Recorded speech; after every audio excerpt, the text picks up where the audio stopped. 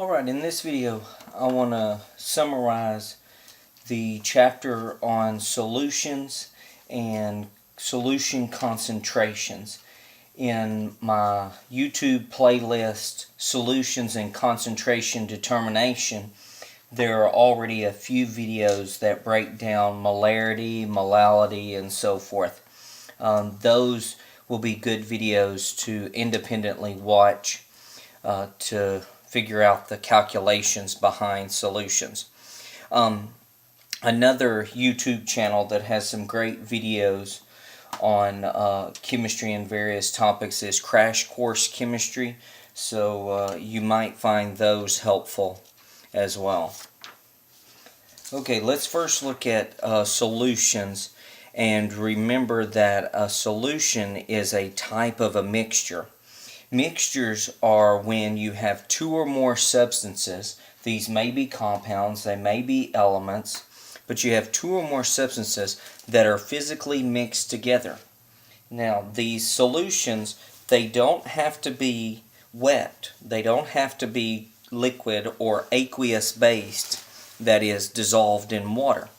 They can be a mixture of gases, like the air surrounding us. They can be in solid mixtures like the alloys of the metal, like brass and bronze. But in this chapter, we're going to focus primarily on solutions that are aqueous or are a mixture of liquids or a solid in a liquid. So first, let's refresh what homogeneous means. Homogeneous means that the substances in the mixture are evenly, they are evenly or uniformly dispersed. Uniformly or evenly dispersed. And with solutions, we often look at them as having two parts to make a solution.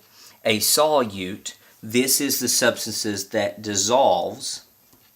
It's usually in lower concentration, in the lower amount, and the solvent is the one that is dropped into. So this is the typically it's the majority substance, the major or the most concentrated substance. Majority. This is the one that does the dissolving onto the substance. So if this is sugar, then the solvent would be the water that is poured into and stirred up. So the solute, when I first learned this, I thought solute is the one that disappears. It's the one that dissolves into the solvent. So solutes dissolve into the solvent. If this solute is an ionic substance, then when it dissolves, your solution is going to be an electrolyte. Considered an electrolyte means it is conductive. It's conductive of electricity. So if the solute is an ionic substance, remember, ionic substances are usually those made of metals with nonmetals. But now also remember that acids are conductive. They are ionic substances. They produce the ions once you dissolved. And if a molecular substance, let's think of like sugars and oils and fats, if they are molecular substances, then the solution is considered a non-electrolyte. It won't conduct electricity. Sugar water will not conduct electricity, but salt water will conduct electricity. Now in your textbook, you'll find a table that has various examples of solutions, and solutions that are made of solids, solutions made of gases and liquids and so forth.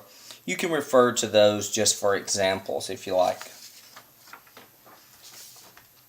The second category of mixtures, let's remember that second type is heterogeneous. These are the ones that do not have uniformity. There's lack of uniformity, lack of even dispersal. These are not considered to be solutions. Homogeneous mixtures are considered to be solutions. Homogeneous are solutions, they're evenly dispersed. Heterogeneous are not. Okay, and heterogeneous can be broken down into a couple of categories. Your suspensions. These might appear to be solutions, but if you let them sit there, you will see larger particles that settle out in the bottom of the container. Think of if you were to take a bucket and scoop into the river, and you pull up out a bucket of water and you let it sit there. As it calms and settles, you'll notice that you see small rocks and pebbles and dirt that will settle on the bottom of the bucket and separate from the water. That's an example of a suspension. Or if you have something like orange juice or a fruit juice that still has the pulp, the meat of the fruit, over time it will settle out in the bottom and you'll have to shake it. That's an example of a suspension. A colloids, we often think of these as something like gels, jello and so forth. These are heterogeneous mixtures, but typically the solute particles are so small that they won't settle out over time, whereas suspensions, they will settle out over time. Okay, and again, there is some tables there in your textbook that have examples of solutions and colloids and suspensions so that you can see everyday examples of these substances. Okay, when we're making a solution, okay, remember a solution is a homogeneous mixture. Okay, a homogeneous mixture. Things that affect how fast the dissolving process happens. That solute needs to dissolve into the solvent.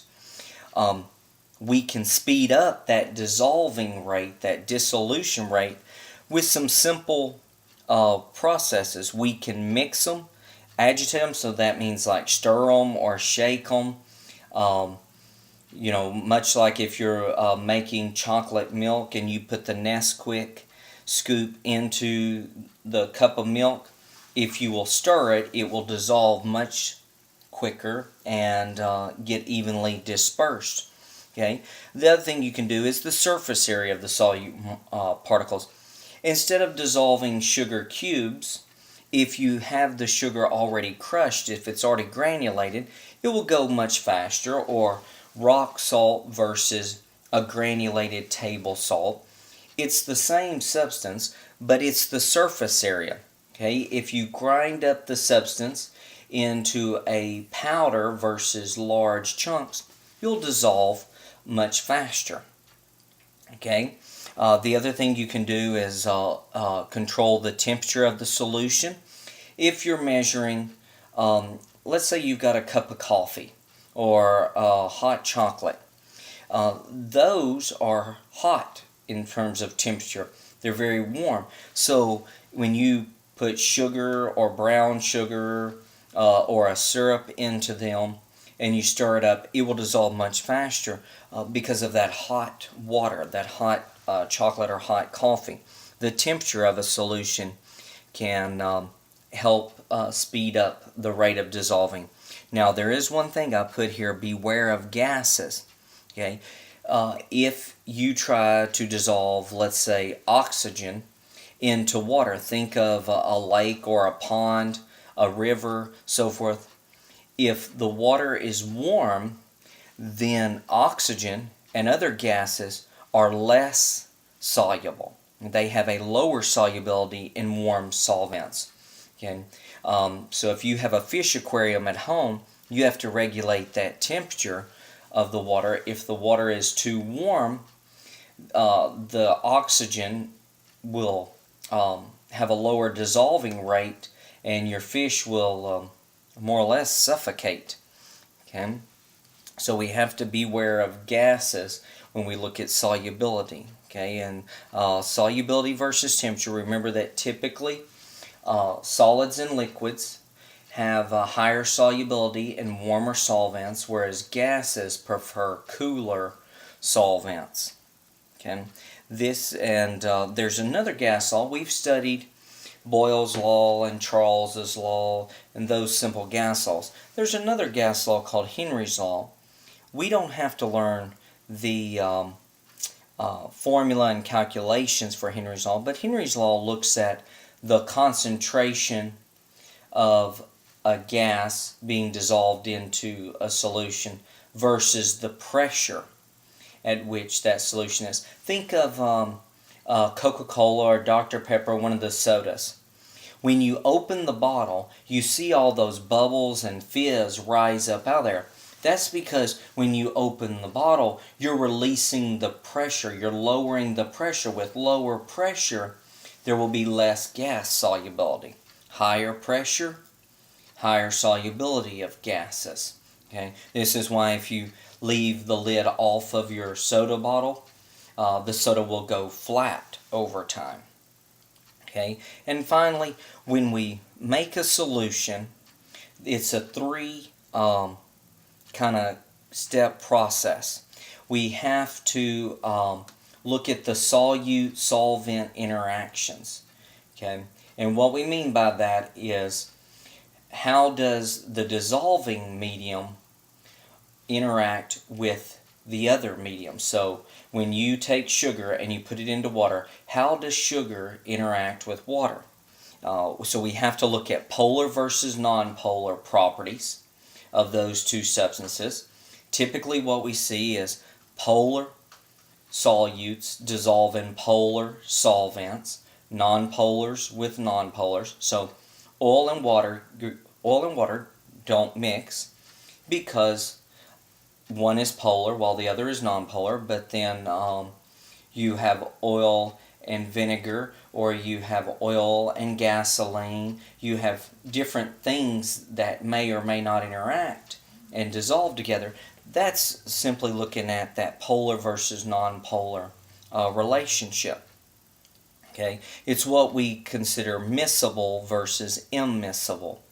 Miscible meaning mixable, they will mix together. Immiscible means they lack miscibility, they will not mix. So think of oil on water. Okay, when we have the large oil spills in the Gulf of Mexico, the oil floats on top of the water, it doesn't mix together. That is immiscible. They are immiscible to one another. Okay? And when we form a solution, the intermolecular forces, we have to look at those. Those require energy changes. When you have like a sugar cube, all of those little sugar molecules are stuck together. There's an intermolecular, a sticky force between those molecules. And that has to be overcome so that they can mix with the water molecules. But at the same time, the water molecules themselves have their own sticky intermolecular forces. And so you have to imagine that you are pulling apart the sugar molecules and pulling apart the water molecules so that the two can mix together. Okay, so intermolecular forces are also involved in determining solubility and the energy transformation that happens when you make a solution.